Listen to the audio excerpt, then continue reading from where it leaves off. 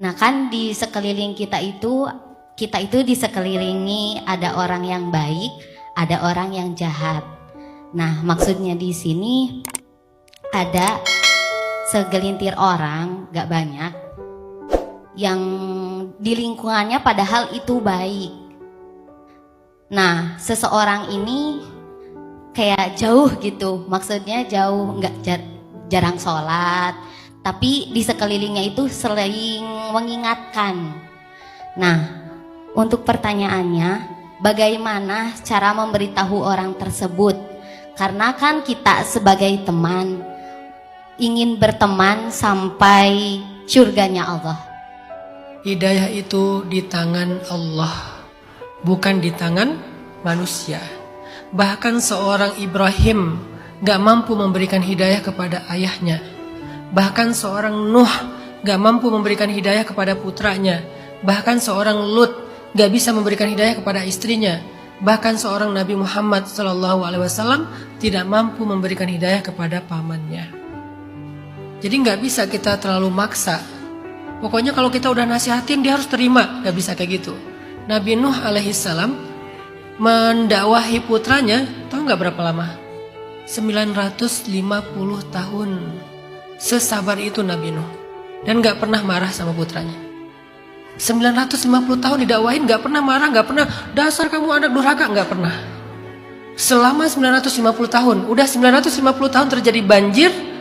Terus Nabi Nuh naik ke atas kapal, putranya gak mau naik ke atas kapal, mau cari gunung yang lebih tinggi. Masih dipanggil sama Nabi Nuh dengan kalimat ya bunayya, wahai anakku tersayang. Masih bahasanya tersayang loh.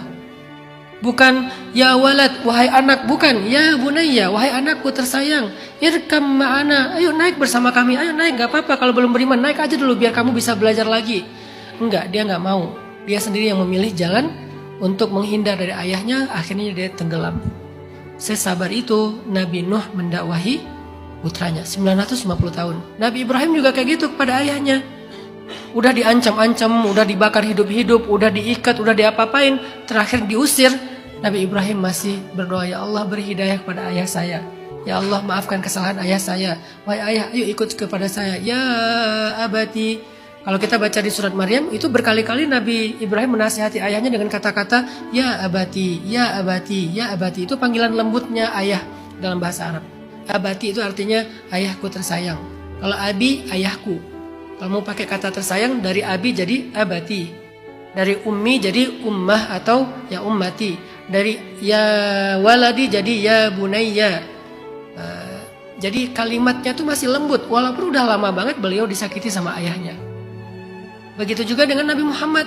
Kepada pamannya Abu Lahab dikata-katain tabban laka ya Muhammad dan seterusnya. Nabi Muhammad sabar. Begitu juga dengan Nabi Lut kepada istrinya. Sampai ketika Nabi Lut mau keluar dari negeri itu, Allah Subhanahu wa taala bilang gini, wahai Lut tinggalkan istrimu. Karena Lut masih mau ngajak istrinya. Walaupun istrinya Lut itu siapa? Istrinya Lut itu adalah perempuan yang menghubungkan laki-laki dengan laki-laki. Itu kerjaannya istri Nabi Lut. Dia kayak punya aplikasi gitu. Aplikasi kencan. Dia yang punya aplikasi kencan, terus dia yang display gitu. Cowok-cowok yang keren dihubungkan dengan cowok-cowok yang keren. Siapa yang mau nih, ada barang bagus nih, lagi diskon. Kayak gitu-gitulah istri Nabi Lut. Sampai ketika datang malaikat ke rumah Nabi Lut, ada 2 malaikat datang ke rumah Nabi Lut, malaikat menjelma sebagai laki-laki yang sempurna. Saking sempurnanya laki-laki ini, sampai umat Nabi Lut itu semuanya berkumpul di depan pintu rumah Nabi Lut pengen pesan laki-laki tersebut. Karena mereka penyimpangan kan. Mereka pikir laki-laki itu manusia, padahal itu malaikat. Lalu Nabi Lut mengatakan, kenapa kalian mendatangkan sesama laki-laki? Bukankah banyak perempuan-perempuan yang baik yang bisa kalian datangi? Kenapa kalian tidak menikahi mereka baik-baik, kata Nabi Lut. Akhirnya Allah bilang, nanti malam keluarlah engkau wahai Lut dari negerimu dan jangan bawa istrimu. Kenapa? Nabi Lut gak tega sama istrinya. Sampai disuruh sama Allah baru ditinggalkan. Padahal istrinya itu jahat banget sama Nabi Lut. Tapi masih sabar Nabi Lut terhadap istrinya. Pas udah pergi, akhirnya Allah hancurkan kaum Lut dengan cara apa? Gunungnya diangkat. Benar-benar diangkat. Ada 2 nabi yang pernah mukjizatnya ngangkat gunung. Nabi Lut sama Nabi Musa. Jadi bukan yang di film-film misalnya kayak film Krishna atau apa gitu kan, ngangkat gunung kan, pakai jari kan, terus bernaung dari air hujan. Itu keyakinan saudara-saudara kita dan kita hargai. Tapi dalam Islam, umat para nabi ada yang punya mujizat ngangkat gunung. Nabi Musa sama Nabi Lut. Cuman kalau Nabi Lut Allah yang angkat. Kalau Nabi Musa beliau angkat dengan izin Allah. Allah angkat gunung kaum Nabi Lut sampai ke awan. Bahasa Nabi Muhammad itu sampai terdengar suara longlongan anjing di awan. Jadi anjing ketakutan karena gunungnya diangkat ke awan terus dibalikin baru ditimpakan. Itu cara Allah menghancurkan umat Nabi Lut, saking marahnya Allah. Dan di antara mereka ada istrinya Lut, dan Nabi Lut bersedih karena itu. Jadi pelajarannya dari semua kisah-kisah simbolik ini adalah nasihatilah dengan kasih sayang, bukan dengan kebencian. Nasihatilah dengan kasih sayang. Ketika kita ngasih tahu ke seseorang, kita ngasih tahu karena kita sayang, bukan karena kita pengen mengkritisi dia, merasa sok tahu, merasa lebih hebat. Kalau kita menasihati seseorang merasa lebih hebat, kita nggak ada jauh beda sama iblis yang ana khairum min, aku lebih baik daripada dia. Nasihatilah dengan kasih sayang. Kedua, bersabarlah kalau nasihat kita belum bisa diterima. Kenapa? Karena hidayah bukan di tangan kita, tapi di tangan Allah.